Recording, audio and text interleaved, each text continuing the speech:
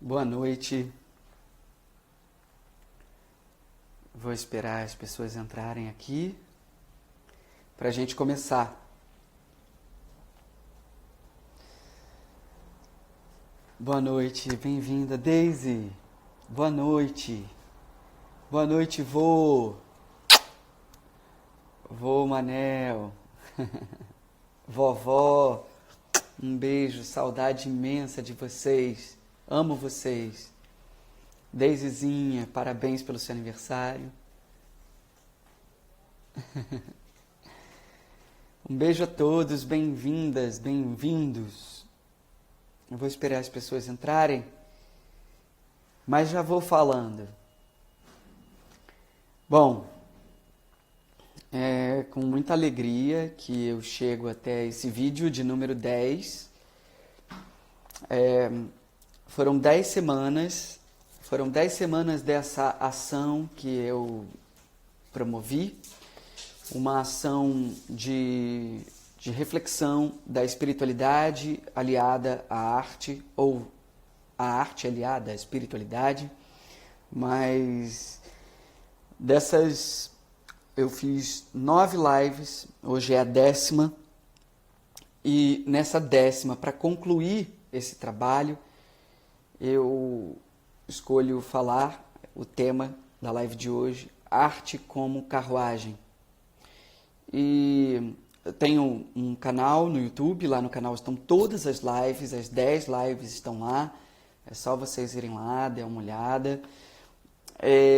Isso foi uma prática que eu chamei de quarentena consciente, aproveitando a oportunidade de estarmos em isolamento social, privilegiados como eu, de poder estar aqui em casa, olhando para cada vez mais para dentro, cada vez mais profundamente e revelando luz, né? Revelando luz em torno das questões que nos são urgentes. A arte e a espiritualidade sempre caminharam na minha vida muito juntas, né? E eu já comecei a não ver mais separação entre essas duas entidades, né? Entre essas duas formas do pensamento humano, entre esses dois sistemas de crenças, e é aí que a gente quer chegar, né? Eu trago hoje, boa noite, mãezinha, boa noite, saudade imensa. E aí, na arte como carruagem, objetivo desse processo, eu quero trazer aqui questões que estão intimamente ligadas com a espiritualidade e que, de fato, os atores já as praticam dentro das salas de ensaio. Bom, muitos sistemas diferentes, muitos sistemas de crenças ao longo da história criaram ferramentas, criaram tecnologias para a alma, criaram mecanismos de mergulho profundo, de autodescoberta, de autodesenvolvimento. E aí, para mim, a arte é mais um desses sistemas de crenças com a sua cultura própria, com a sua história e com os seus métodos de autodescoberta e transformação. Bom, eu sou ator, né? Boa noite, Luana, minha querida parceira aqui. Luana foi parceira nas lives, ela fez a arte das lives em cima das fotos do Márcio Monteiro, um querido amigo também, e ela fez as artes para todo esse processo da quarentena consciente. Bom, queridos, continuando, estamos concluindo uma etapa que provavelmente gerará uma oficina, um método, um caminho em torno do qual as pessoas poderão entrar em contato consigo mesmas mais fortemente, com um mergulho profundo em si mesmo, olhando para as sombras, trazendo à luz da consciência questões necessárias para o seu processo de individuação, de integridade, não excluindo as ferramentas espirituais dessas etapas de desse processo de autodescoberta e transformação. Então, muitos temas foram falados aqui ao longo desse processo, e hoje eu retorno a um tema que foi o começo disso tudo, né? A primeira live que eu fiz para Barca dos Corações Partidos, minha companhia amada de coração, a primeira live foi para Barca, na página da Barca, chamava-se Teatro como Jornada para o Autoconhecimento. Desse processo todo, nós chegamos à arte como carruagem. Chegamos nela, na verdade, como um processo de integridade também. Bom, então vamos começar. Agradeço aos mestres, agradeço a todas as pessoas que de alguma maneira contribuíram para que tudo isso aqui acontecesse, essa etapa e esse isolamento social fossem profícuos, libertadores, profundos, né? Foram dias profundos, especiais. Não acabou, mas agora pelo menos a gente tem o resultado de um grande processo. Bom, começando. Na minha prática teatral, logo de cara, logo no começo, eu fui dar aulas de teatro. Eu tinha mais ou menos 1 ano que eu havia começado as práticas teatrais, o treinamento para o trabalho do ator, dentro de uma companhia chamada CATP, que se instalou do lado da minha casa, uma sorte imensa, do lado da minha casa, na Praça Seca, em Jacarepaguá, na periferia do Rio, subúrbio do Rio. Eu venho de lá, e lá a gente não tinha muito acesso a teatros. Os teatros estavam mais aqui na Zona Sul, né, mais no centro da cidade. Era difícil ir ao teatro e voltar para casa num horário favorável, sem correr riscos. Enfim, então eu eu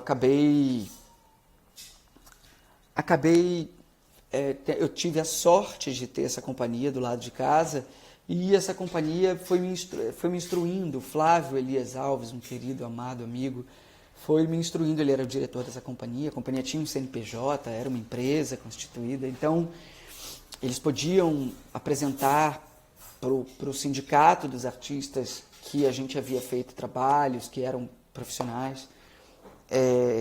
Bom, com 1 ano, mais ou menos, 1 ano e pouco, quase 2 anos de 1 ano e pouco de trabalho com a companhia, eu fui no Jacarepaguá Tênis Clube, dentro da academia de dança do Jacarepaguá Tênis Clube. Fui para a professora de balé e perguntei para ela assim: você não gostaria de ter aqui aula de teatro para as suas bailarinas, para as suas meninas? Não tem esse interesse e tal? Ela falou: olha, eu tenho, sabe que eu fico pensando nisso e tal. Falei: então, eu sou professor de teatro. Muito abusado, muito abusado. E acabei indo dar aula numa academia de balé, de dança, para crianças, e foi meu primeiro processo de pensar a arte. Eu era obrigado a pensar sobre a arte que eu já estava praticando. Eu era obrigado a explicar para mim mesmo, antes de tudo, o que é ser artista, né? E fazia isso com a disposição que tenho até hoje, e que acho que todo professor deve ter, todo educador deve ter, que é a posição de não se achar o detentor de todo conhecimento, mas sim ser uma pessoa que está disposta a ir buscá-lo, onde ele estiver, né? Para compartilhar com os outros. E entendendo isso, sendo filho de professores de educação física, meus pais são professores de educação física, eu tive sempre algum olhar para isso, muito pelas pessoas que me iniciaram na vida, meu tio, meu padrinho também, né, que me direcionou para a leitura, sempre pelo amor aos livros. Então, rapidamente eu tive que estudar sobre isso para falar sobre isso. Exatamente, Daisy. Acho que essa é a parada. a gente ser capaz de ir buscar onde estiver esse conhecimento para compartilhar, porque assim a gente diminui os espaços, as ausências entre os homens, e com isso a gente vai criando, né, as bases de uma fraternidade universal, de uma possibilidade de que as pessoas entendam que todo conhecimento, toda cultura é importante, todo conhecimento é válido e que nenhuma vida deve se perder, né? Bom, então o fato de dar aulas de teatro logo no início do meu processo como ator me fez entender que esse é um trabalho necessário ao artista. E além disso, né, porque o artista no Brasil ele tem que explicar o que é ser artista. Ele tem que dizer para as pessoas, ele é um embaixador da arte que pratica. Ele tem que dizer para as pessoas o que faz, ele precisa instruir. Porque o Brasil necessita desse processo. Se a gente não faz esse processo de educação, de formação, através do Brasil oficial, façamos através do Brasil real, façamos pela troca entre os homens e mulheres que necessitam de desenvolvimento, de transformação. Então, o que aconteceu foi que rapidamente eu descobri um ofício, rapidamente eu descobri o que era ser professor, mas também descobri uma outra coisa. Descobri que o teatro, assim como ele havia me aberto horizontes e possibilidades, assim como o teatro havia me dado o sentido de pertencimento, pertencer a algum rito, pertencer a alguma entidade, a algum grupo, né? A algum clã. Como o teatro me deu essa possibilidade, ele também pode dar a outras pessoas através de mim. Então, rapidamente eu percebi que as práticas, treinamentos, exercícios teatrais, eles serviam para todas as pessoas, não só para o treinamento de artistas direcionados à cena, mas que o teatro era também um sistema de crenças pronto a doar ferramentas, tecnologias para a alma, trabalhos, práticas de integridade na transformação pessoal de cada um, né? Então, isso foi muito importante. Meu primeiro livro foi do Augusto Boal, foi o primeiro livro que eu comprei. Eu vi esse livro nas mãos do diretor da companhia e fui num sebo e encontrei o livro. Tinha um título imenso e era do maravilhoso Augusto Boal. O livro se chamava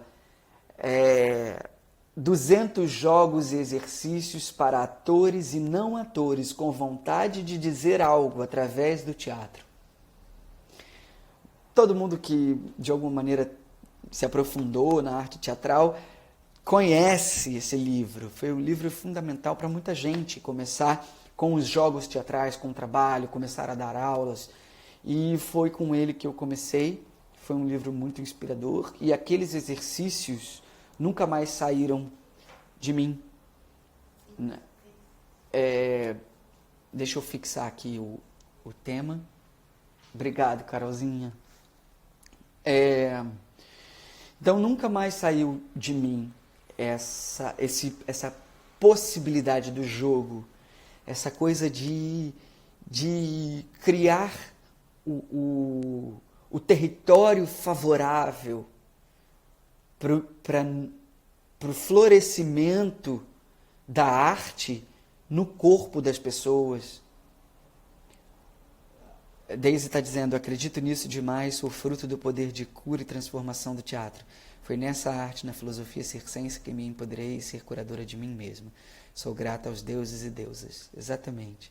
Obrigado por compartilhar, Daisy. E é isso, cada vez eu me vejo mais irmanado com você nesse trabalho do cuidado de si e da terapêutica e da troca com as pessoas de uma maneira direta, né? O que eu quero dizer com isso? E aí a gente já vai entrando aqui no nosso tema. Quero dizer que existe uma forma No trabalho de palhaço, tem uma coisa que se fala muito, que é, muitas vezes você pega a plateia com a rede, imagina a rede de pescador, que você joga a rede na plateia, e muitas vezes você pega a plateia no anzol. O anzol seria uma pessoa, que você foca numa pessoa e com aquela pessoa você gera o estado da alegria em todo mundo. Ou às vezes você joga uma rede e pega todo mundo, né? Nas terapias, né? Nas terapias, o contato entre duas pessoas, né? Ou seja, no anzol, é uma pessoa que você olha nos olhos, encontra através da empatia, igualdade, fraternidade entre aquela pessoa que está ali diante de você e que sofre, assim como você. E nessa empatia e nessa ponte, nessa troca entre os dois, acontece a cura, né? Bom, seguindo, eu quero apresentar a vocês os caminhos e os pontos culminantes do que para mim está posto no teatro como prática e terapêutica, que pode contribuir de verdade com pessoas que não querem ser atores ou atrizes, mas pessoas que querem cura, que querem olhar para dentro. E cada sistema de crença tem a sua cor, a sua característica. Cada sistema de crença vai pegar uma pessoa específica, né, que vai se atrair por frequência àquele sistema de crença. Então, a gente olhar para a arte como um sistema de crenças é o que eu estou propondo aqui. Então, tornar concreto termos abstratos, né? Materializar, plasmar no mundo coisas que estão no imponderável, no invisível. Isso é o que os sistemas de crenças tentam fazer. E aí, quando eu falo aqui, para deixar mais claro o que eu quero dizer sobre sistema de crenças, eu estou falando sobre hinduísmo, taoísmo, cristianismo, budismo. Estou falando sobre as religiões, sim, mas sobre aquelas atividades também que extrapolam o sentido de religião. E essas atividades podem estar contidas, por exemplo, na Cabala, na psicologia budista, pode estar ligada ao tarô, a jornada do herói, pode estar ligada aos fundamentos afro-ameríndios, ao franciscanismo, ao sagrado feminino, né? Tudo isso que eu estou falando aqui tem pronto, tem tudo a ver, porque tem a ver com o campo, né, Daisy? Na constelação familiar, exatamente, tem a ver com o campo. E o campo quântico é essa consciência universal, ilimitada, que está para além desse ego pensante que somos, né? Então, e aí eu vou chegar aqui, inclusive, em umas coisas bem interessantes que eu quero ler para vocês a respeito disso, dessa questão. Mas tornar concreto termos abstratos, trazer desse inconsciente coletivo, trazer dessa consciência universal questões que estão para além dos sensores, do corpo sensorial e dos meus 5 sentidos, né? E que já são da ordem do imponderável, do imaterial, do espiritual, né? Então, como fazer com que essas nuvens abstratas sobre a iluminação, sobre o caminho para a felicidade, se tornem palpáveis, diretas, objetivas, parte do seu dia a dia? E aí entram os sistemas de crenças. Aí entram todos esses sistemas que eu falei. Cada um deles terá as suas práticas organizadas para plasmar no mundo, materializar no físico essa possibilidade de cura, transformação, autodescoberta, né? O teatro tem ferramentas para isso. A arte tem ferramentas para isso. Não só o teatro, a arte como um todo. Vide os nossos povos originários, que têm na arte o seu maior potencial de ritualística, criatividade, e que a vida não está separada disso, né? Bom, dito isso, então, como eu falo carruagem, arte como carruagem, eu estou falando sobre a ideia de veículo, mas mais do que veículo, mais do que um carro simples, uma carruagem requer uma integração psicofísica. Quando a gente fala de carruagem, existem rituais que estão dentro da ideia de carruagem. A carruagem transporta o guerreiro, a carruagem transporta o rei, a rainha. A carruagem tem uma ritualística muito importante, né? A carruagem ela conduz, ela é um veículo de condução histórico, né? É mais do que um simples veículo. Então, quando eu falo carruagem, eu não estou separando. Jade, Sarita, querida, um beijo. Quando eu falo carruagem, eu não estou separando o meu corpo físico disso. Na verdade, eu estou falando carruagem no sentido de união. União de todos os corpos. Para Marcelo, querido, um abraço grande. Que bom que o Marcelo está aqui. O próprio Marcelo me ensinou um dia numa aula de Cabala. O Marcelo é professor de Cabala, tem a sua escola de Cabala. É um grande professor, um querido mestre. E na Cabala se fala que as sefirotes, as bolinhas da árvore da vida, né, elas representam patriarcas bíblicos, que são carruagens, homens que deixaram no mundo a luz revelada ao longo da sua vida, a luz que eles revelaram em vida, disponível para nós com todo o seu amor, em abundância, para que a gente, entrando em contato naquela frequência, possamos usufruir da potencialidade daquela luz revelada por aquele tzadik, aquele justo, aquele homem, né? Então, quando eu falo arte como carruagem, eu não estou separando a arte do nosso corpo físico, do fenômeno da nossa existência. E o que é o fenômeno da minha existência? Não existe existência intrínseca. Eu não sou o meu nariz, eu não sou a minha mão esquerda, eu não sou o meu pé direito, eu não sou a minha mente, eu não sou o meu espírito. Eu sou o conjunto disso tudo.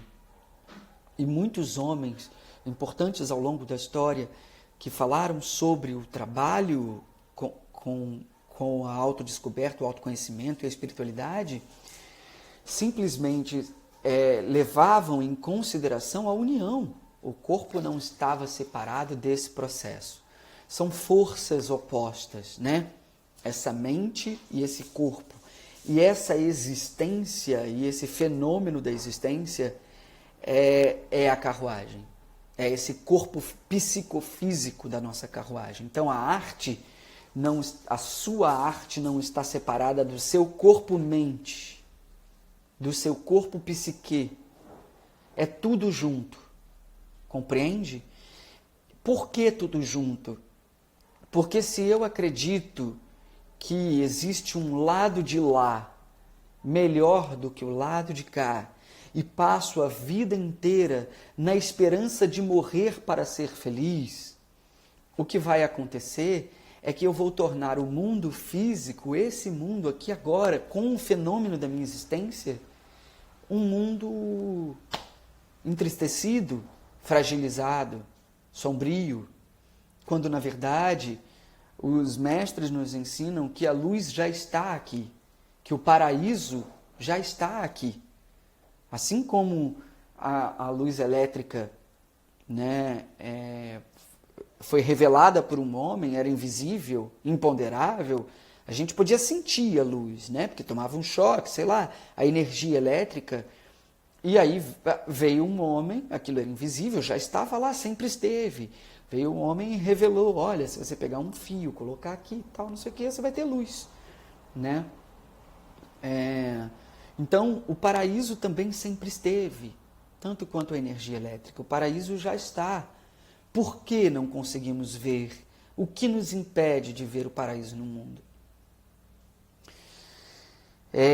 Dito isso, então, o corpo, a mente, essa carruagem, esse veículo psicofísico pode ser arte. E isso não está separado, está junto. Na carta do tarô da carruagem, principalmente no tarô de Marselha, você vai ver lá na figura, nessa imagem arquetípica, você vai ver que os cavalos, eles não estão separados do carro, do veículo.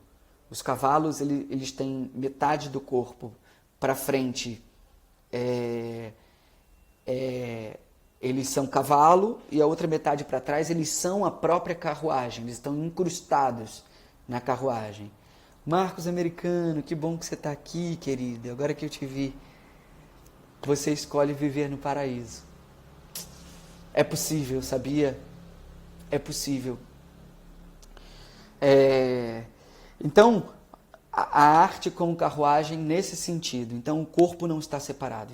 Então, a arte já nos traz um conjunto de práticas corporais. E aí a gente pode falar da yoga, do Tai Chi Chuan, do Qigong, como práticas de integridade, que eu vou chamar aqui, eu estou chamando de práticas de integridade.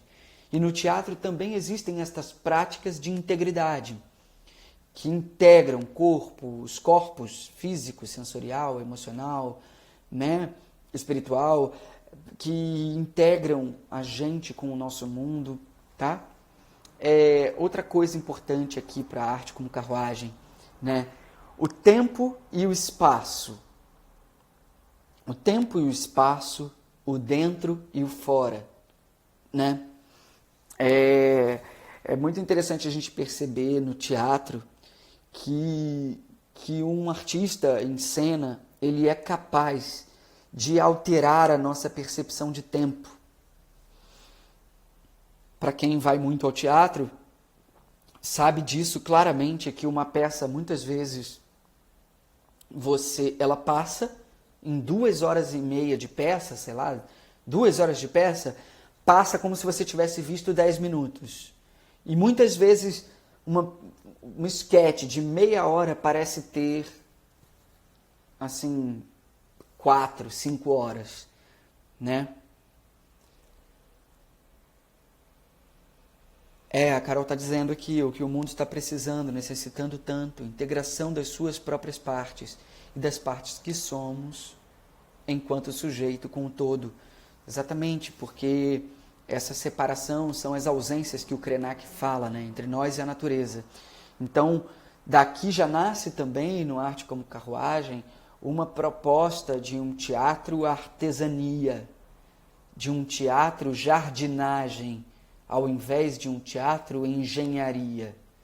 Eu não estou falando aqui de um teatro engenharia, eu estou falando de um teatro jardinagem, de um teatro onde, por mais que eu molde a natureza, ela é viva, e isso foge do meu controle ego-pensante.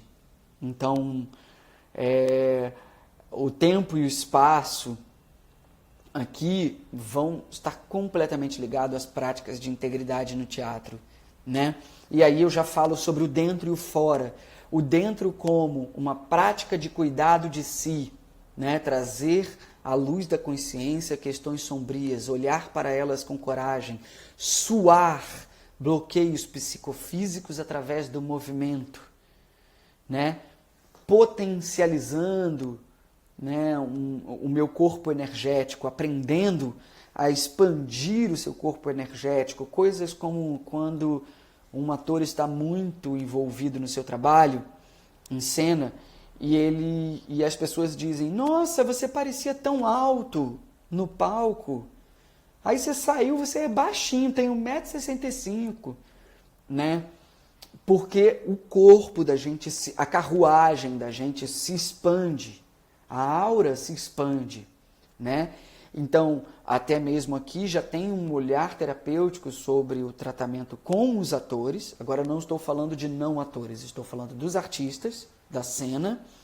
É importante que os artistas da cena tenham as suas práticas pós-espetáculo de trazer a aura de volta para o corpo físico. Essa expansão acontece, mas ela é necessária que você volte com ela, que você traga ela de volta, né? É importante saber fazer isso, porque senão muitas vezes a saúde vai para o beleléu, a gente pode se machucar na rua, na vida normal. O ator, quando extrapola o seu campo áurico, se abre muito e depois sai do espetáculo. Vamos comer uma pizza, tomar um chopp, não sei o que é o que normalmente a gente faz. Se você não faz uma prática de retorno desse campo para você, para circundar novamente o seu corpo te protegendo e te dando individualidade, o que pode acontecer é você não ter limites no mundo, do lado de fora. E não ter limites machuca o corpo, machuca outras pessoas, causa problemas, né? Então, saber fazer isso com a sua energia, né? Ir, mas voltar. Então, o trabalho do cuidado de si passa pelo autoconhecimento e autodescoberta. E isso é dentro. Mas tem o fora, né? Tem o fora, né? Tem o mundo plasmado, tem o mundo projetado. É certo, né, dizer que... É certo a gente dizer que o mundo do lado de fora é uma projeção do que eu tenho dentro. Que eu construo esse mundo, né? Todo dia, quando eu acordo, por exemplo, eu me apresento ao dia. Porque cada dia é um novo dia, com uma nova umidade, uma nova luz, ou secura, ou calor, ou frio, então são outras, seu corpo, seus órgãos internos, sua coluna se adapta a cada novo dia. Por isso que as orações na parte da manhã, o apresentar-se ao dia é extremamente importante, né? Tudo faz parte desse cuidado do dentro, mas esse fora projetado, o que eu estou vendo no mundo ao meu redor, como eu me relaciono com o dentro e com o fora. E o que está fora projetado, como isso que está fora projetado pode me transformar também dentro, apresentando para mim um testemunho da realidade, um testemunho de como eu estou reagindo à vida, né? O teatro também possibilita isso, através de exercícios de integridade e de trabalhos coletivos, de jogos, de trabalho em sala de aula, né? O cuidado de si. E aí, dentro dessas práticas, né, de integridade, dentro desse trabalho coletivo, em sala de ensaio e tal, existe a meditação movendo, né? Mover-se no espaço livremente, expandindo e trazendo de volta a sua energia, trocando com o outro essa energia e saindo dessa troca, trabalhando em cena o corpo físico, junta essa prática de integridade, de pessoas se movendo no espaço, juntas, né? Pode gerar um estado meditativo. E aí, tudo é o como, né? Tudo é o como, porque eu posso utilizar isso com potencialidade para a minha transformação, ou posso simplesmente ignorar essa potencialidade para o trabalho de individuação e o trabalho de integridade, né? Então, tudo é o como. Então, existe um mestre, monge zen budista vietnamita, o Thich Nhat Hanh, que eu já falei aqui muitas vezes, falei sobre livros dele nas outras lives, e ele tem um filme sobre ele na Netflix chamado Caminhe Comigo. Por quê? Porque ele é bem conhecido no mundo por dar prosseguimento à prática da meditação caminhando. Ah, tia, que bom! Bem-vinda! Conseguiu, que bom! Então, você pode, por exemplo, caminhar meditando. Né? O Thich Nhat Hanh, esse cara, ele tem muitas coisas interessantes, ele já não está mais no corpo físico, mas o Thich Nhat Hanh apresenta muitas possibilidades de trabalho com a atenção plena. E a atenção plena está intrinsecamente ligada ao trabalho de mover meditando, para o trabalho do ator. E também para o arte como carruagem, que não necessariamente é para atores, é para quem quiser. Tá? Então a meditação movendo é uma prática dessas de integridade. A busca da ação primordial. O que eu quero falar com isso? Né? Aí nós vamos entrar na minha grande referência, que é um dos maiores encenadores do século XX, o Grotowski, Jerzy Grotowski. Ele vai falar, e aí eu vou ler para vocês aqui, tá? Vou ler umas 2, 3 frases aqui do Grotowski. Marcos Americano está aí ainda? Olha que interessante, sobre tudo isso que nós estamos conversando aqui, o Grotowski fala: teu homem é ao mesmo tempo tu, o teu homem, e não tu, como imagem, como máscara para os outros. É o tu irrepetível, que não dá para repetir. Individual. Tu na totalidade da sua natureza. É o tu carnal, o tu nu. E ao mesmo tempo é o tu que encanta todos os outros, todos os seres, toda a história.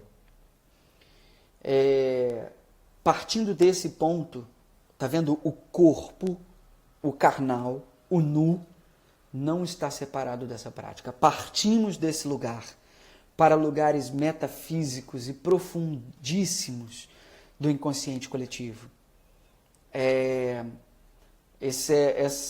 Todas essas citações aqui do Grotowski eu peguei do livro da Tatiana Mota Lima, Palavras Praticadas, um livro maravilhoso sobre Grotowski. Quem quiser conhecer Grotowski, Tatiana Mota Lima é uma grande mestra sobre ele. Bom, e aí ele diz mais ainda: se alguém se esforça na direção da verdade na sua própria vida, e lembrando, gente, pausa, lembrando que esse cara é um diretor teatral. Nós estamos falando aqui de um homem pesquisador do teatro, tá? Se alguém se esforça na direção da verdade na sua própria vida, implicando aí sua carne e seu sangue, pode parecer que o que vai se revelar é exclusivamente pessoal, individual. Entretanto, não é o que ocorre de fato. Há aqui um paradoxo. Se levarmos nossa verdade até o fim, ultrapassando os limites do possível, e se essa verdade não se contenta só com as palavras, mas revela o ser humano de maneira total, então, paradoxalmente, ela encarna o homem universal com toda a sua história passada, presente e futura. então é perfeitamente vão raciocinar sobre a existência ou não, a existência ou não, de um território coletivo do mito, do arquétipo. É claro que a gente alcança o arquétipo, é isso que Grotowski está dizendo. O que ele está dizendo, basicamente, é que quanto mais profundamente eu faço o meu trabalho de integridade, quanto mais profundamente eu faço o mergulho na minha natureza humana, através do meu corpo nu, no trabalho no espaço, movendo e suando, os meus limites psicofísicos, quanto mais profundo é esse mergulho, menos individual eu fico e mais universal eu me torno, porque eu alcanço a profundidade e consigo tocar o inconsciente coletivo. E o que se entende por inconsciente coletivo, eu vou falar aqui também. Mas Carl Gustav Jung fala que o inconsciente coletivo é um contínuo de tempo e espaço, ou seja, presente, passado e futuro estão ali. Não existe ideia de temporal. Eu estou dizendo para vocês o exemplo de um homem tão incrível, porque Grotowski é um homem da prática teatral, da sala de ensaio, de trabalho. E tudo que ele revela aqui nessa fala se aprofunda muitíssimo dos sistemas espirituais. Mas é importante a gente entender que tudo isso veio de uma prática de horas e horas de trabalho, anos de trabalho, né? Bom, e aí ele fala sobre o se abrir, né? Nós caímos todos em tentação, e também eu, por essa palavra mágica, se abrir.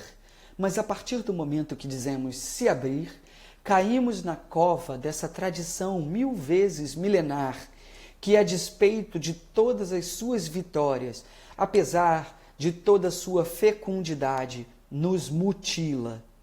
Que prática é essa? Aquela que diz que o homem se divide entre o que é interior e o que é exterior. O intelecto e o corpo. Na verdade, quando dizemos se abrir, queiramos ou não, dizemos que em nós, bem no fundo, há algo que é preciso deixar sair e oferecer aos outros. Que o interior e o exterior existem como duas coisas distintas, um pouco para evitar agir com todo o seu ser. Para evitar agir com todo o seu ser. Para não ser você mesmo inteiramente. Se o teatro não é uma possibilidade de prática de integridade e uma carruagem para a alma, eu não sei o que é. Porque é evidente que Grotowski traz aqui uma coisa profunda nascida da prática dele, assim. E aí, o Carl Gustav Jung vai dizer: quanto mais uma pessoa é inconsciente, tanto mais ela se conforma aos cânones do comportamento psíquico. Mas, quanto mais ela toma consciência de sua individualidade, tanto mais acentuada se torna a sua diferença em relação aos outros indivíduos, e tanto menos corresponderá a ela a expectativa comum. Além disso, suas reações se tornam muito menos previsíveis. Isto se deve ao fato de que a consciência individual é sempre muito mais diferenciada e ampla.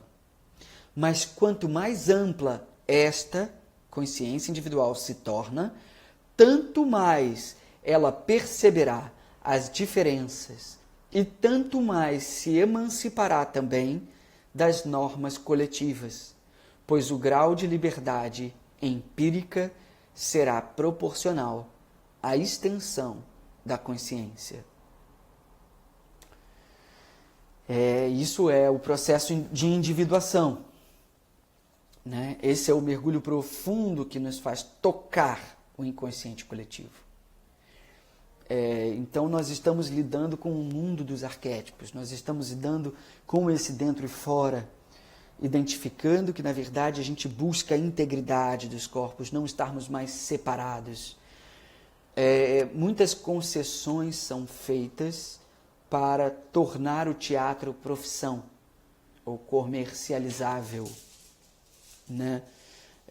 E sem nenhum juízo de valor, tá? Sem nenhum juízo de valor. Mas muitas concessões são feitas. Então, com o tempo, Grotowski foi abandonando essas concessões e foi alcançando um teatro que ele vai chamar de teatro de fase parateatral, onde ele já não mais se preocupa em apresentar para alguém. Bom, mas isso também já está aí em alguma das lives anteriores.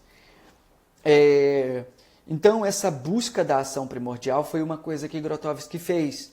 Ele colocava os atores no meio da natureza, na floresta, no mato, na cachoeira, sei lá onde, na natureza, sozinhos, né? Eles não podiam se juntar em coletivo, sozinhos, trabalhando 8 horas por dia, como quisessem, na busca de uma ação concreta, que não tivesse nessa ação uma técnica reconhecível, que ela fosse uma ação primordial. E como ele mensurava se isso tinha sido alcançado ou não? Colocando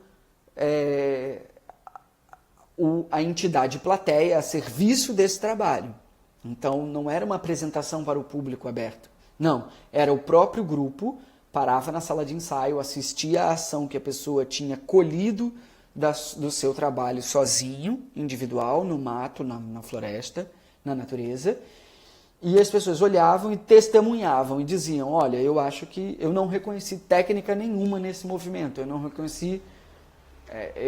aqui eu reconheci uma técnica, está parecendo isso. E eles voltavam de novo até refinar tanto essa ação primordial que se alcançava o propósito do Grotowski, que estava muito ligado à ideia dos impulsos internos. Os impulsos internos do ser humano.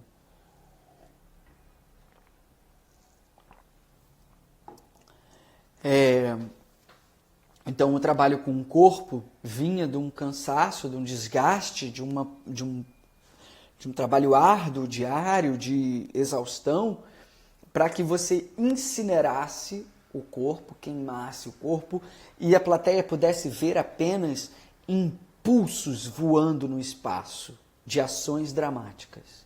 Não mais um ser humano, mas impulsos agindo. Era como ele falava no começo do seu processo. Então, a meditação movendo, um exemplo da meditação movendo é que uma vez na Unirio, eu estava na Unirio, na aula da professora Nara Kaiserman, e dentro do trabalho dela, num determinado momento, era expressão corporal 1 ou 2, não lembro, eu me movendo, tive um momento que eu tive a sensação perfeita de me olhar do alto e ver o meu corpo se movendo e uma sensação mesmo de expansão tamanha que eu tinha a sensação de estar vendo o meu corpo se mover no espaço, do alto. E isso, ô Jade, amada, tanta gente amada, Tchelita, Marcela, se eu chamar de Tchelita, a Carol briga comigo. Mas isso é uma prova, né? Esse olhar, esse distanciamento, ver o corpo se movendo, essa expansão da consciência é uma prova da meditação movendo, do estado em que a gente pode chegar se movendo no trabalho. Isso, tia, você também já viveu. É genial. É genial quando conseguimos entender que a consciência existe, né? Que o nível da consciência, que o campo quântico existe, ele existe, ele é real. Senão, os jogos de tarô que eu faço, eu jogo tarô, gente, eu sou tarólogo. E na quarentena, no isolamento social, as pessoas não puderam mais vir aqui em casa. Então, eu passei a jogar por Skype. né, por plataformas digitais. Funciona demais. Funciona demais. Bianca, minha prima, meu amor, te amo, saudade imensa. Por que funciona, gente? Porque o campo quântico é real, é um fato. Está lá, acordado, nos observando o tempo inteiro. Então, eu falo da busca da ação primordial e dessa sensação de sair do corpo, se movendo no espaço. E isso se aproxima muito do que os mestres budistas vão chamar de não eu. Diferente da Cabala, nas práticas budistas, existe uma prática da ideia de não eu, dissolvimento do eu, né? Então, aqui acontece muito, você se vê impermanente, né? Se movendo, meditando, com o corpo em movimento. Então, isso são práticas de integridade, a yoga, o Tai Chi Chuan, com muitas práticas de integridade dos corpos, né? De integração. E aí a gente chega na ideia de oração e da reza, né? Qual é a diferença da reza para a oração? E o que isso tem a ver com o teatro, né? A oração, a reza tem a ver com estados intermitentes, né? A reza. Então a reza seria a leitura de um texto, a reprodução de um texto, né? de uma oração, de uma fala, de um poema, né? de cânticos direcionados ao divino, ao sagrado, mas são práticas intermitentes. Elas acontecem num determinado momento. Vamos para a reza? Vamos para a reza. A gente para naquele momento e reza aquela reza específica. Faz um rezo para um negócio, um rezo para outro. São práticas intermitentes. A oração seria um estado constante. A oração, não que seria, mas é possível que a oração seja um estado constante de oração. Oração seria abrir a boca da alma para receber nutriente. E nesse sentido, a prática da atenção plena budista, por exemplo, né, que você pode fazer lavando louça, lavando a roupa, varrendo a casa, andando, movendo o corpo, dançando, né? Porque você abre a boca da sua alma e faz com atenção plena tudo isso. Então tudo pode virar um estado de oração na sua vida, né? A reza não. A reza tem a ver com intermitente e não tem uma ordem de valor, como uma coisa sendo melhor do que a outra. Não, mas você pode rezar em constante estado de oração. Você pode, é mais uma das práticas intermitentes, e você pode estar em estado de oração com a boca da alma aberta, esperando o nutriente divino e rezar, né? E aí vem a questão do representar e do interpretar. Também é um conceito muito interessante, né? Quando se fala de teatro, por exemplo, nas disciplinas da faculdade, na Unirio, você tem interpretação 1, interpretação 2, interpretação 3, né? Mas tem grandes homens do teatro que vão buscar o representar, a representificação de alguém, de outrem, né? Então, o Otávio Bournier Sartori de Mello, né? o criador do Lume Teatro, a companhia de Campinas, de Barão Geraldo, ele vai falar sobre a representação. O Lume fez muito isso. Minha mãe está dizendo, é uma prática messiânica. Enquanto limpamos a casa, vamos conversando com o divino e limpando a nossa alma. Exatamente, mãezinha, exatamente. Lembrando que Meishu Sama, da Igreja Messiânica, uniu, né, o budismo com uma parte do segmento cristão, uniu também, né, algumas coisas do taoísmo, do confucionismo, né? Se eu não estiver enganado, pode me consertar aí. Mas o Lume, né, o Lume, criado pelo Luiz Otávio Burnier Sartori de Mello, eles fizeram um espetáculo, acho que era Pão com Queijo, e eles foram para um lugar, uma cidadezinha afastada de Minas, e ficaram observando os velhinhos da cidade.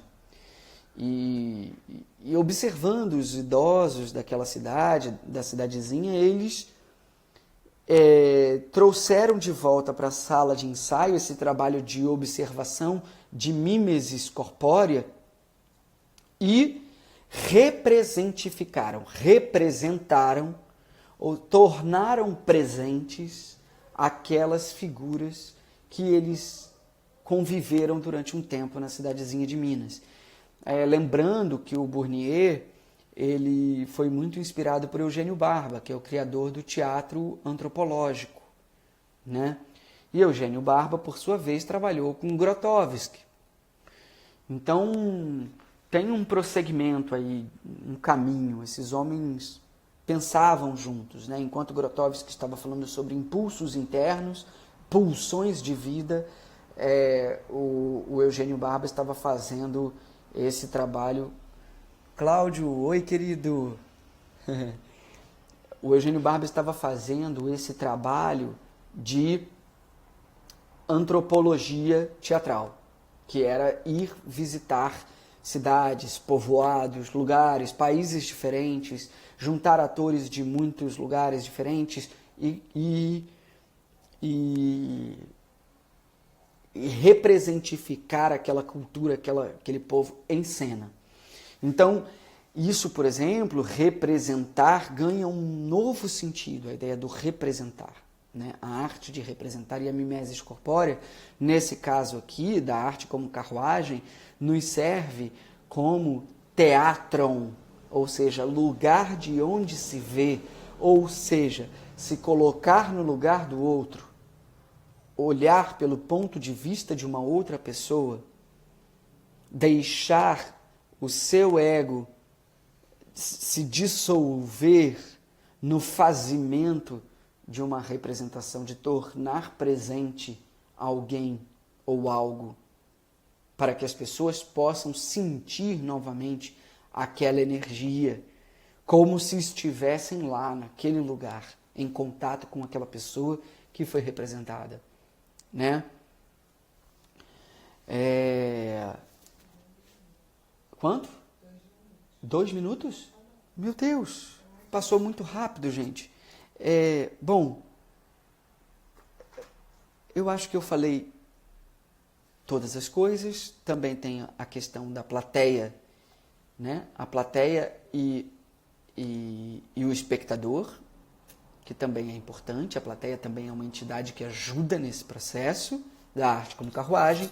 Eu vou criar esse curso, isso vai ser um curso, e eu quero muito todos vocês, quero que isso seja divulgado, vai ser um trabalho de cura e transformação.